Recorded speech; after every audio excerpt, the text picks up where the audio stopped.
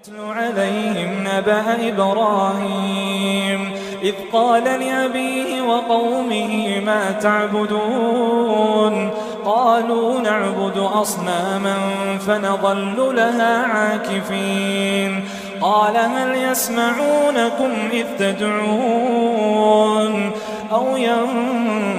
ينفعونكم أو يضرون قالوا بل وجدنا آباءنا كذلك يفعلون قال أفرأيتم ما كنتم تعبدون أنتم وآباؤكم الأقدمون فإنهم عدو لي إلا رب العالمين الذي خلقني فهو يهدين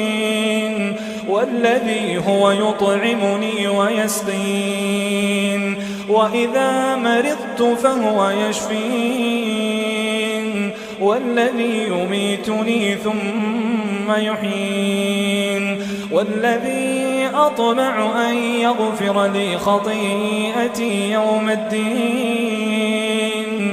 رب هب لي حكما وألحقني بالصالحين واجعل لي لسان صدق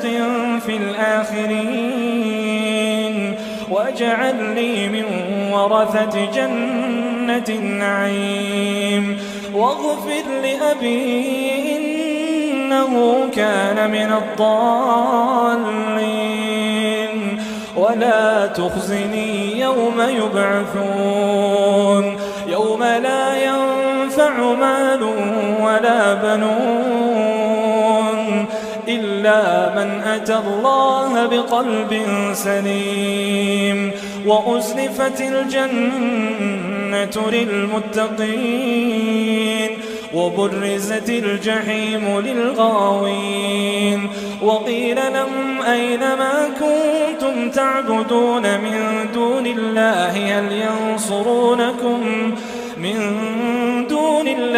هل ينصرونكم أو ينتصرون فكبكبوا فيها هم والغاوون وجنود إبليس أجمعون قالوا وهم فيها يختصمون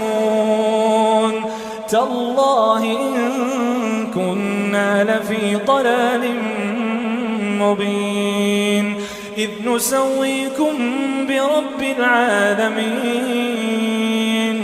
وما أضلنا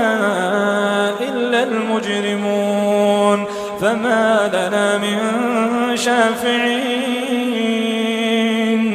ولا صديق حميم فلو أن لنا كرة فنكون من المؤمنين إن في ذلك لآية